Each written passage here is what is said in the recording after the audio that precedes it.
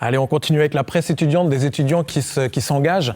C'est des étudiants de Nîmes qui ont créé Duck, The Duck, avec Hugo, Thibaut, Jimmy, Kadja, Pierre, voilà, plein de jeunes étudiants dynamiques de Nîmes qui produisent ce numéro. Alors Kadja, peut-être quelques mots pour comprendre d'où vient l'idée de créer The Duck. C'est quoi l'histoire de ce magazine ? Eh bien, à l'université Vauban, il y a eu un journal qui a été créé, mais il y a de cela 10 années. Ensuite, le journal, personne n'a pu le reprendre. Et Caroline, avec des amis, un master avec elle, parlait déjà de l'idée de former un journal, mais personne n'avait osé de se lancer. Donc Caroline, elle a pris le courage, elle s'est lancée. Ça lui tenait vraiment à cœur que l'université ait un journal propre à lui. Donc elle a fait des démarches nécessaires auprès de l'administration, elle a demandé des soutiens. Des profs l'ont soutenu, comme notre prof d'histoire ou un prof de relations internationales. Et à partir de là, l'idée de The Duck a pu émerger. Et en août 2014, donc, elle a lancé des affiches pour rechercher des rédacteurs. Donc nous avons répondu à l'annonce, bien sûr. Et à partir de là, le projet a commencé à émerger. Mais vraiment, c'est vraiment grâce à elle. Elle a vraiment tout fait pour qu'il y ait un journal à l'université. Et nous l'avons appelé The Duck du premier coup. Tout le monde était d'accord. C'était assez original. Le canard, donc. Et on voit ce numéro 0. Tout à fait. Alors, Jimmy, on voit Damon Albarn en couverture. Un très bon choix, déjà. Alors, de quoi il s'agit ? De sport, culture Alors, musique ? En fait, c'est un journal où il y a plusieurs faits. Donc, c'est-à-dire qu'on parle de société, on parle de sport, mais également on parle des petits rendez-vous qu'il peut y avoir sur Nîmes, des petites conférences, des concerts également à Paloma.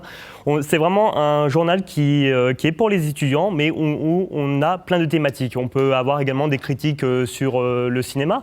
Je vous invite même à voir la critique de 50 nuances de Grey qu'il va avoir au prochain numéro, sans doute.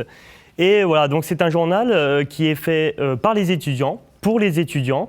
Et on a également une petite rubrique que Pierre d'ailleurs fait sur les petites techniques de la fac aussi, voilà, comment prendre des notes, etc. Donc on a vraiment un petit journal qui fait une vingtaine, trentaine de pages, mais qui est très complet et aussi qui a l'originalité que chacun a sa page en fait, chacun a sa thématique et donc fait sa mise en page comme il veut, bien sûr avec les rôles des relecteurs ensuite. Mais voilà, c'est un journal qui est très libre, sur papier également, et je pense que c'est très bien pour chaque étudiant, pour le fait de l'avoir.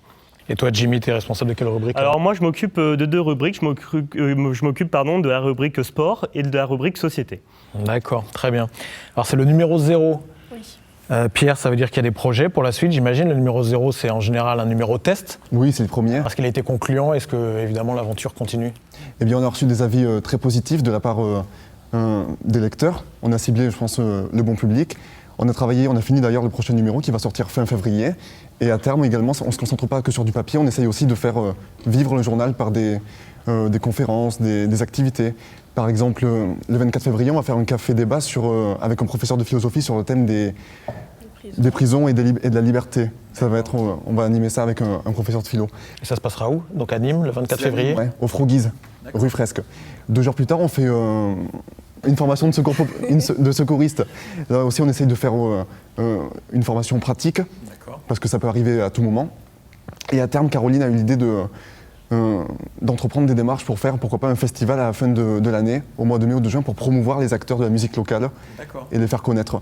Ouais, donc c'est la revue, autour de la revue, vous faites vivre toute une actualité culturelle. Caro est force de proposition, ouais. Voilà, chacun rapporte sa petite touche personnelle et c'est une rubrique qui, par exemple, si une personne nouvelle intègre le journal et qu'elle souhaite écrire sur une nouvelle rubrique, elle a tout à fait le droit. Caroline est vraiment partante pour de nouvelles idées en fait. Elle nous encourage toujours à donner le meilleur de nous-mêmes et ça marche, oui. Bon, bah, parfait, bravo. Alors c'est en papier, une adresse internet déjà ? Oui, c'est The Duck, journal Unime. On est sur Facebook aussi. On fait passer les événements de toutes les associations dans l'université, on essaie aussi un peu de faire bouger les choses. Donc on n'est pas juste concentré sur l'extérieur. Donc tout ce qui se passe dans l'université, par exemple les soirées étudiantes, on les fait passer par Facebook et on tient au courant tout le monde. Parfait. Eh ben, écoutez, on vous souhaite le meilleur pour la suite. On vous offre ce numéro. Merci.